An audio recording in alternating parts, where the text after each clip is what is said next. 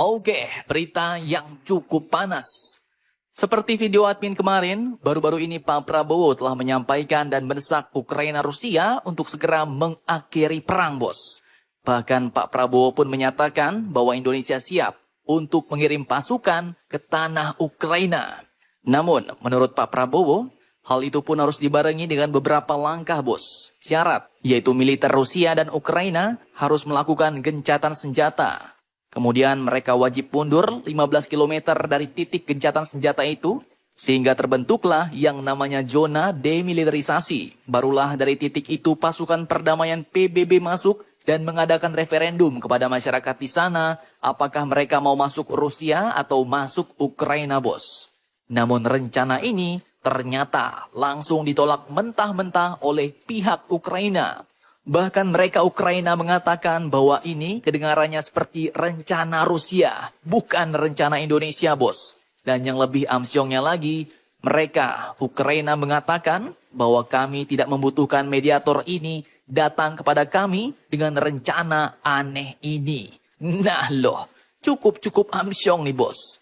Lantas, mengapa mereka Ukraina menolak dan siapakah yang menyatakan penolakan ini? Dan bagaimanakah pernyataan lengkapnya setelah ini kita bahas, bos. Kemudian berita kedua yang tak kalah panas.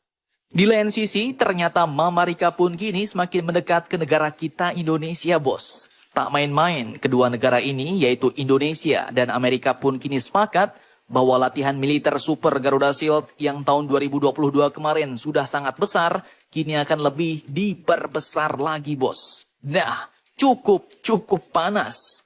Lantas seperti apakah rencananya? Berapa negarakah lagi yang akan bergabung dalam Super Garuda Shield Indonesia ini? Penasaran beritanya? Cus! Tanpa banyak bacor, mari kita bahas berita lengkapnya satu persatu, bosku. Oke, berita pertama datang dari Ukraina yang kini dengan belak-belakan menolak mentah-mentah rencana perdamaian yang diusulkan oleh Pak Prabowo kemarin di hadapan puluhan delegasi pejabat pertahanan dan militer asing, bos. Di pertemuan Shangri-La Dialog di Singapura, di mana Pak Prabowo menjadi salah satu speaker alias pembicaranya. Nah, tak main-main, bos. Penolakan ini pun ternyata dinyatakan langsung oleh Menteri Pertahanan Ukraina, yaitu Mr. Oleksiy Reznikov, yang menghadiri langsung Shangri-La Dialog di Singapura itu. Beliau menegaskan bahwa Ukraina tidak memerlukan mediator. Bahkan beliau katakan bahwa usulan Pak Prabowo, Menteri Pertahanan kita Indonesia ini, sebagai proposal yang aneh, bos. Aneh tapi nyata nih. Ia mengatakan bahwa usulan perdamaian itu kedengarannya seperti rencana Rusia, bukan rencana Indonesia. Bahkan ia mengatakan bahwa kami Ukraina tidak membutuhkan mediator ini, yaitu Indonesia maksudnya, datang kepada kami dengan rencana aneh ini. Ujar Menteri Pertahanan Ukraina, yaitu Mr. Oleksiy Reznikov ini, bos. Cukup amsyong nih. Tapi ya nggak apa-apa, namanya kan juga usulannya kan, bos. Dan sebuah pendapat atau argumen tidak ada salahnya jika kita sampaikan di depan orang-orang. Nah, pertanyaannya, lantas pernyataan apakah sebenarnya yang membuat mereka Ukraina ini menolak mentah-mentah usulan perdamaian Pak Prabowo ini, bos? Apakah itu? Lanjutkan lagi videonya sampai habis. Oke, lanjut di sini menurut kacamata kuda admin. Jika kita melihat dari sudut pandang Ukraina, memang ada beberapa poin usulan Pak Prabowo yang sedikit mengkhawatirkan. Bahkan bisa dikatakan menguntungkan Rusia nih, bos. Yaitu usulan yang menyatakan bahwa kedua belah pihak harus mengadakan gencatan senjata dan mundur 15 km dari titik gencatan senjata itu untuk membuat sebuah zona demilitarisasi, bos. Mirip seperti Korea Utara dan Korea Selatan. Dan amsyongnya, Pak Prabowo pun malah mengusulkan dilakukannya referendum oleh pasukan PBB kepada masyarakat itu untuk memilih mau masuk kemana, apakah masuk Rusia atau Ukraina.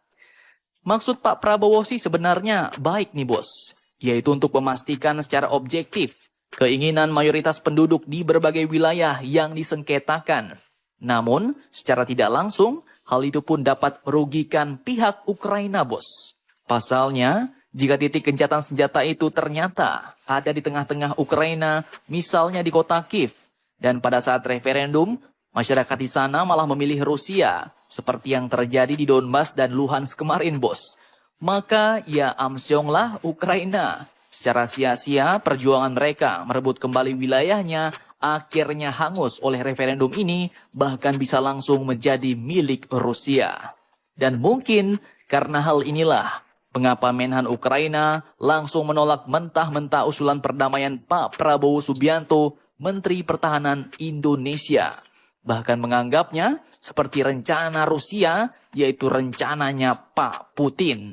Nah, cukup amsyong. Kalau menurut kalian bagaimana, bos? Apakah ada hal lain yang membuat usulan Pak Prabowo ini ditolak? Silahkan kalian cocor-bacor di kolom komentar. Oke, kemudian lanjut berita kedua yang juga tak kalah panas, datang dari Indonesia dan Mama Rika. Baru-baru ini di Singapura, di sela-sela acara Shangri-La Dialog 2023, pada hari Jumat 2 Juni 2023 kemarin, Menhan Amerika dan Menhan Indonesia pun telah melakukan pertemuan bilateral, bos. Dan tak main-main. Lagi dikutip dari Airspace Review, ternyata mereka pun membahas lagi kerjasama militer antar kedua negara yang dulu sempat membuat China kesal, yaitu latihan militer super besar, yaitu Super Garuda Shield. Di mana jika Super Garuda Shield dulu sebenarnya sudah sangat besar, maka kini kedua Menhan, yaitu Pak Prabowo dan Menhan Austin pun ternyata telah sepakat berencana untuk lebih memperluas lagi latihan militer Super Garuda Shield pada tahun ini, bos. Dan tak main-main, kabarnya latihan militer Garuda Shield ini pun akan mencakup lebih dari 19 negara dan bakal menjadikannya sebagai salah satu latihan multilateral terbesar di kawasan. Dan 19 negara itu ya sudah pasti, bos. Sebagian besar diantaranya terdiri dari Mama Rika and the gang. Seperti Australia, Jepang, Singapura, bahkan mungkin juga Inggris, Prancis, Belanda, dan lain-lain. Atas tegang, bawah pun jadi ikut-ikutan tegang nih, bos.